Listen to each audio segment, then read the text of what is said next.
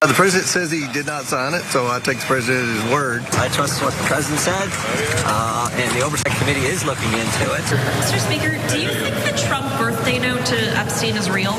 I don't. They say it's not. It's been there for 4 years, and now it's just come out. I just don't. So you think really someone might have just forged this somehow? Yeah, I mean, somehow it's so easy to do. I just don't buy any of it right now. Have you seen that letter? I've not, but I would love to see it like matched with his handwriting.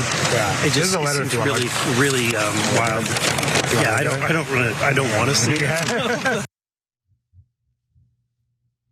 On Monday, the Wall Street Journal published the 50th birthday letter that President Donald Trump allegedly wrote to Jeffrey Epstein. You can see that here.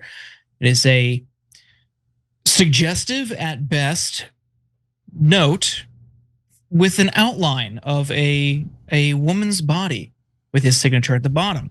Keep in mind that Trump said the letter did not even exist when it was first reported on, but now the letter has been made public and Republicans in Congress are scrambling for excuses.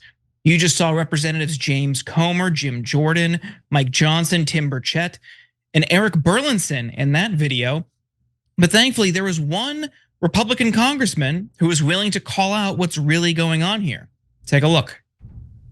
Is it that Republicans fear Trump so much, but they agree with you privately? Are you just talking about that for a minute? Yeah. Is that it? That's it. That's it in a nutshell. I don't think my colleagues are happy about covering up for pedophiles, but that's what's happening. And it's so sick and twisted. The reason they're doing it is because they're terrified of President Trump's political machine. Not just his legislative affairs folks are reaching out from the White House to every Republican member of Congress who might think about co-sponsoring this. They're getting calls from the political machine that Donald Trump runs. We've got members of Congress who have aspirations of running for statewide office, and they can't win a statewide office in a Republican primary with Donald Trump on the other side. So they're terrified of him. Now, in that clip, Massie referred to the discharge petition he filed with Democratic Representative Ro Khanna that would make all of the Epstein files public. Meanwhile, here's what Trump has to say about the letter, which, again, he previously insisted was not real. Take a look.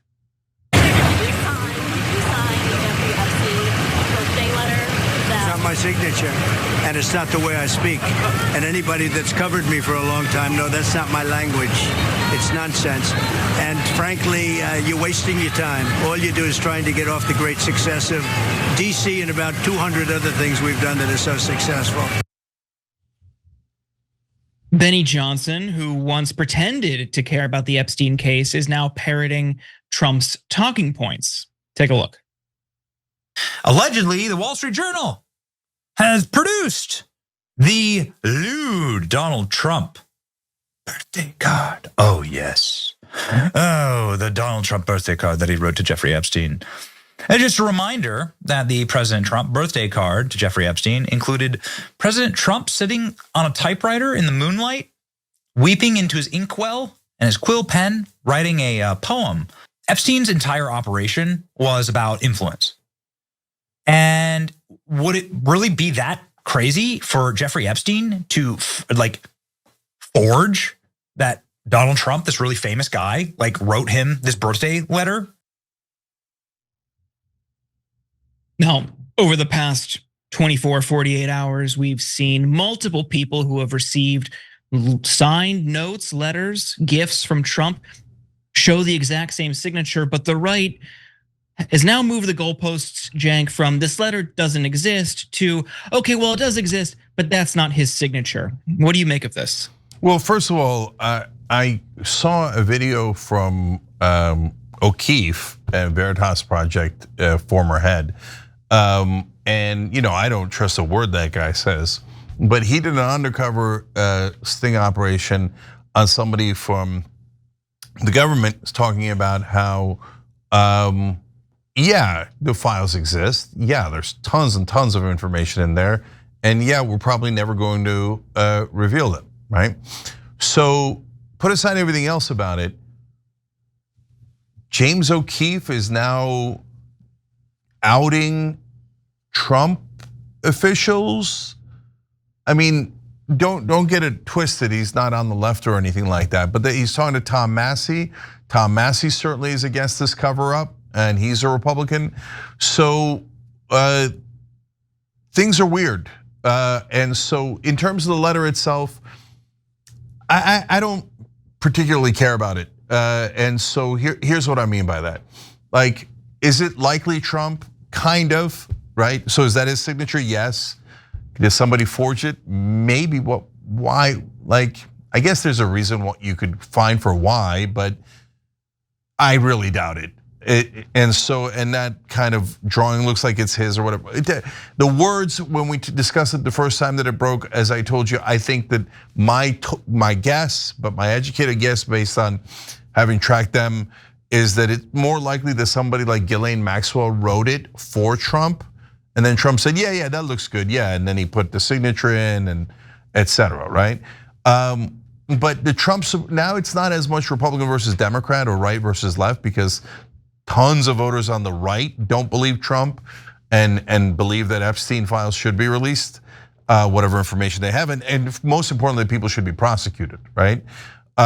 But it is Trump supporters now digging in Capitol Hill going, no, we're back to calling everything fake and hoax, and that's fake, and the signature's fake, and the letter's fake, and everything is fake. Yeah, but somebody actually did harm to those girls. So who are they, and are you ever going to prosecute them? And that's the thing, Jordan, that they don't have an answer for, they can't ever have an answer for, because our government is purposely protecting the guilty. Yeah. I mean, I think some friends in the disinformation and misinformation space had some questions about the veracity or legitimacy of that initial video from James O'Keefe. Like you said, he has a reputation for manipulating clips or taking comments out of context, or simply just publishing people misrepresenting their own roles or responsibilities.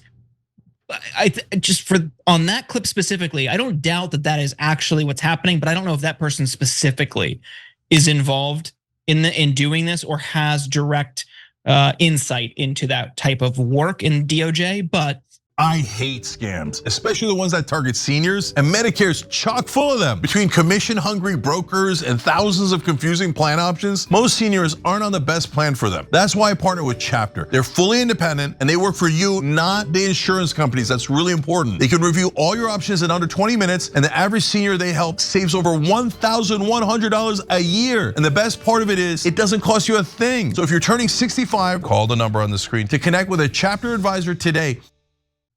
On this, I called this on my show when the Wall Street Journal first published that this letter existed, that I thought the tactic was, don't publish the letter right away, because you're gonna get the initial wave of denials that it even exists, which happened.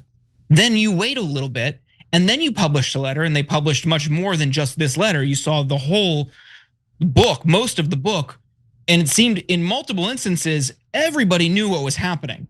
There was even a cartoon, crayon-drawn illustration of Epstein getting rubbed down by young girls in the same panel as him earlier in his life, as it's depicted, giving children, young girl children, balloons and lollipops. It was just very disgusting overall, but they all knew it was happening. And I think for Trump's denial that, oh, that's not my language, maybe Maxwell wrote it, but for me, this is very clearly him. And then again, you saw multiple documents over the last 24 to 48 hours that other people had received. Many of them now turned foes over the course of the last couple decades, but showing the exact same signature. And it looked like this version of his signature was just Donald and then a line at the end, which seemed to come in more personal correspondence. A handwritten thank you note to George Conway, for instance, had the exact same signature. I'm not buying it. I think the right wants to just shift the goalposts. Now they're gonna get handwriting experts involved, but it's just more cope for me, Cenk. Yeah, and guys, look, I don't know if Donald Trump was a client. I don't know why Speaker Johnson said that Trump was an FBI informant. And I know that FBI informants don't just fall out of the sky. They're usually picked out from among the people who did something wrong. And in order to, not go to jail, they become an informant. But to me, the more important thing is not about Donald Trump. The more important thing is, why is the government, both when Republicans and Democrats in charge, 100% covering up for Epstein, no matter what?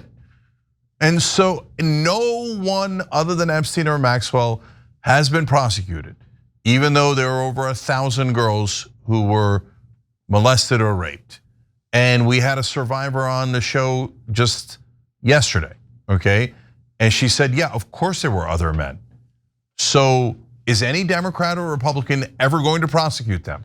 And the answer seems to be screaming from Washington, no. We will always protect the predators. We will never protect American citizens. We do not work for you, we work for the powerful. So to me, it doesn't matter much if Donald Trump or Bill Clinton are among the powerful that did the abuse. Yeah, of course, that's terrible and there should be consequences for that. But to me, the most important part of the story is that our government does not work for us and does not protect us. They protect the powerful predators and the people who organized this scheme in the first place. Those are the people that are the most guilty and the one that the government wants to protect the most. And that's the biggest problem of all. Every time you ring the bell below, an angel gets his wings. Totally not true, but it does keep you updated on our live shows.